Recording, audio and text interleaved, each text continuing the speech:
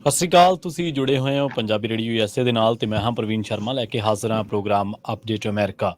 Update America program ਦੇ ਵਿੱਚ ਕਈ ਅਹਿਮ ਖਬਰਾਂ ਨੂੰ ਲੈ ਕੇ ਜਾਣਕਾਰੀਆਂ ਸਾਂਝੀਆਂ ਕਰਨ ਦੇ ਲਈ ਮੇਰੇ ਨਾਲ ਜੁੜ ਚੁੱਕੇ ਨੇ ਹਰਜੋਤ ਸਿੰਘ ਖਾਲਸਾ ਜੀ।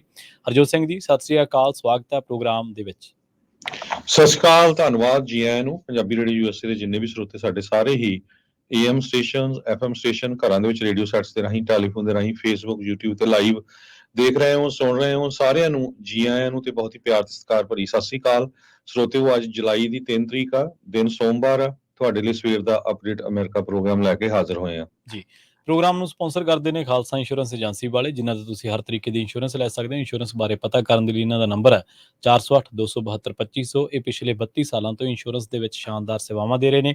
ਅਮਰੀਕਾ ਭਰ ਦੇ ਵਿੱਚ ਇੰਸ਼ੋਰੈਂਸ ਕਰਦੇ ਨੇ। ਅੱਜ ਹੀ ਡਾਇਲ ਕਰੋ 408-272-2500।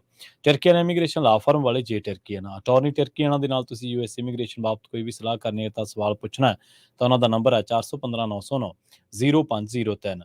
Manjeet Singh Kular, Avtar Singh Manjal, Clovis, Satnam Singh, Amarjit Singh Dosanjh, Sunny Purewal Yuba City, Lakhbir Singh Samra Texas, Paramjit Singh Deol Fresno, Amarjit Singh Stockton, Jarnail Singh Johal, Harnek Singh Pabla Washington Renton, Dharam Singh Fowler, Sarabjit Singh Rendon gas ਤੇ ਫੂਡ ਵਾਲੇ Elk Grove, Harjit Singh Lathrop, Antelope truck stop ਵਾਲੇ ਬਰਨਸ, ਗੁਰਮੇਲ ਸਿੰਘ, ਬਲਬੀਰ ਕੌਰ ਵਾਸੀ ਐਲਗਰੋਵ, ਰੋਡ ਐਂਡ ਰੌਬ ਇਸ਼ੂ ਟਰੱਕ ਟ੍ਰੇਲਰ ਪਾਰਟਸ ਵਾਲੇ ਟਰਲਕ ਤੇ ਸਟਾਕਟਨ ਦੇ ਵਿੱਚ ਇਹਨਾਂ ਦੀਆਂ ਲੋਕੇਸ਼ਨਾਂ ਨੇ, ਤੇ ਕਰਨੈਲ ਸਿੰਘ ਰੰਧਾਵਾ ਟਰਲਕ ਤੋਂ। ਇਹਨਾਂ ਸਾਰੇ ਹੀ ਸਪਾਂਸਰ ਦਾ ਬਹੁਤ ਬਹੁਤ ਧੰਨਵਾਦ। ਤੇ ਜੇਕਰ ਤੁਸੀਂ ਵੀ ਪੰਜਾਬੀ ਰੇਡੀਓ USA ਦੇ ਇਹਨਾਂ ਪ੍ਰੋਗਰਾਮਾਂ ਨੂੰ ਸਪਾਂਸਰ ਕਰਨਾ ਚਾਹੁੰਦੇ ਹੋ ਤਾਂ ਸਟੂਡੀਓ ਦਾ ਨੰਬਰ ਹੈ 408-272-5200 ਜੀ।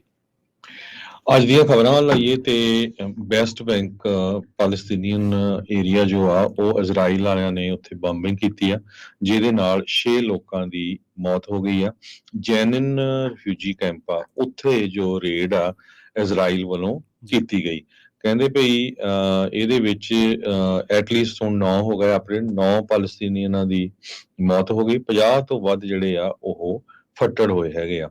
ਇਜ਼ਰਾਈਲ ਆਰਮੀ ਦੇ spokesperson lieutenant colonel Richard hatch, ਉਹਨਾਂ ਨੇ ਕਿਹਾ ਵੀ ਇਸ ਆਪਰੇਸ਼ਨ ਦਾ ਸਾਡਾ ਗੋਲ ਇਹੀ ਸੀਗਾ ਵੀ ਅਸੀਂ ਡਿਸਟਰੋਏ ਕਰਨਾ ਸੀ ਜਿਹੜੇ ਪਾਲਸਤੀਨੀਅਨ ਮਿਲੀਟੈਂਟਸ ਉਹ ਹਥਿਆਰਾਂ ਨੂੰ ਯੂਜ਼ ਕਰ ਰਹੇ ਆ ਸਾਡੇ ਅਗੇਂਸਟ।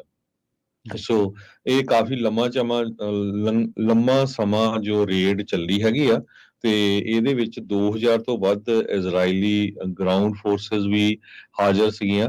ਇਹ ਕਹਿੰਦੇ ਵੀ 2006 ਸਨ ਤੋਂ ਬਾਅਦ ਸਭ ਤੋਂ ਜ਼ਿਆਦਾ ਜਿਹੜਾ ਜੇ ਕਹਿ ਸਕਦੇ ਹਾਂ ਲਾਰਜੈਸਟ ਐਸਕਲੇਸ਼ਨ, ਵੱਡਾ ਇਹ ਅਟੈਕ ਸੀਗਾ ਪਾਲਸਤੀਨੀਆਂ ਦੇ ਉੱਤੇ। ਇਹ ਬਹੁਤ ਲੰਮੇ ਸਮੇਂ ਤੋਂ ਆਪਾਂ ਨੂੰ ਪਤਾ ਹੈ ਇਜ਼ਰਾਈਲ ਦੀ ਤਾਂ ਪਾਲਸਤੀਨੀਅਨ ਦੀ ਲੜਾਈ ਚੱਲ ਰਹੀ ਆ। ਪਾਲਸਤੀਨੀਅਨ ਦੀ ਲੈਂਡ ਦੇ ਉੱਤੇ ਇਜ਼ਰਾਈਲ ਵਾਲਿਆਂ ਨੇ ਕਬਜ਼ਾ ਕੀਤਾ ਹੋਇਆ ਹੈਗਾ, ਤੇ ਕਈ ਵਾਰੀ ਉਧਰੋਂ ਕਿਤੇ ਨਾ ਕਿਤੇ ਮਿਜ਼ਾਈਲ ਛੱਡ ਦਿੱਤੀ ਜਾਂਦੀ ਹੈਗੀ ਆ।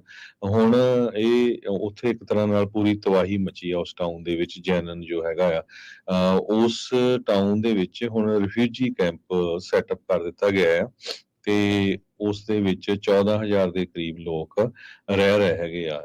ਇਜ਼ਰਾਈਲ ਦੀ ਫੋਰਨ ਮਿਨਿਸਟਰ ਐਲੀ ਕੋਹਨ, ਉਹਨਾਂ ਨੇ ਇਹ ਕਿਹਾ ਵੀ ਜੋ ਇਰਾਨ ਦੀਆਂ ਪ੍ਰੋਕਸੀ ਸੀਗੀਆਂ ਜਿਨ੍ਹਾਂ ਦੇ ਵਿੱਚ ਇਸਲਾਮਿਕ ਜਿਹਾਦ ਆ, ਹਮਾਸ ਆ, ਉਹ ਜੋ ਉੱਥੇ ਰਹਿੰਦੇ ਸੀ, ਜੋ ਅਟੈਕ ਕਰ ਰਹੇ ਸੀ ਇਜ਼ਰਾਈਲ ਤੇ, ਉਹਨਾਂ ਦੇ ਉੱਤੇ ਇਹ ਅਟੈਕ ਕੀਤਾ ਗਿਆ ਆ। ਕਹਿੰਦੇ ਵੀ ਇਹ ਟੈਰਰ ਆਰਗੇਨਾਈਜੇਸ਼ਨਸ ਹੈਗੀਆਂ ਆ, ਇਹਨਾਂ ਨੂੰ ਫੰਡਿੰਗ ਇਰਾਨ ਤੋਂ ਮਿਲਦੀ ਆ, ਇਸ ਕਰਕੇ ਅਸੀਂ ਅਟੈਕ ਕੀਤਾ ਆ। ਪਰ ਪਾਲਸਤੀਨੀਅਨ ਪ੍ਰਾਈਮ ਮਿਨਿਸਟਰ ਮੁਹੰਮਦ ਸ਼ਤਿਆ ਜੋ ਆ, ਉਹਨਾਂ ਨੇ ਇਹ ਕਿਹਾ ਵੀ ਇੱਕ ਤਰ੍ਹਾਂ ਦੇ ਨਾਲ ਇਜ਼ਰਾਈਲ ਵੱਲੋਂ ਨਵੀਂ ਅਟੈਂਪਟ ਆ ਸਾਨੂੰ ਡਿਸਟਰੋਏ ਕਰਨ ਦੀ ਤੇ ਸਾਡੇ ਲੋਕਾਂ ਨੂੰ ਡਿਸਪਲੇਸ ਕਰਨ ਦੀ।